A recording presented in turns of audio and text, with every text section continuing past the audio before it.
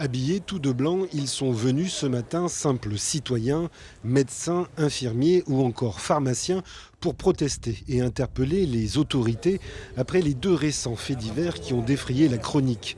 À chaque fois, ce sont des femmes seules et vivant en site isolé qui sont les victimes, des proies faciles face à des agressions qui se multiplient. Ce qui leur est arrivé est juste ignoble. On ne souhaiterait pas ça même à son plus pire ennemi. Et nous savons tous que dans quelle mesure avoir des professionnels de santé en Guyane, c'est compliqué.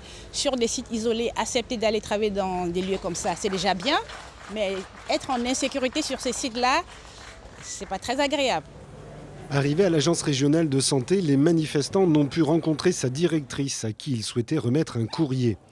Permettre l'intégration et le bien-être des professionnels de santé étrangers venus exercer chez nous, c'est la vocation de Santé Afrique Guyane. Elle ne veut pas que l'insécurité devienne un frein à l'installation de professionnels dont nous manquons déjà cruellement. Tu te fais agresser sur ton lieu de travail, c'est sûr que tu vas y réfléchir plusieurs fois avant de venir travailler. Et quand ça devient récurrent, qu'est-ce que tu fais? Tu pars. Et déjà, nous faisons face à quand même des difficultés au plan de la santé surtout. Hein. Le personnel, il y a de moins en moins de personnel. Et donc, si ceux qui sont là se font agresser, vous voyez que finalement, il ne restera plus personne pour pouvoir exercer ce noble-art qui est la médecine. Pour ces praticiens, exercer en Guyane n'est pas une sinécure.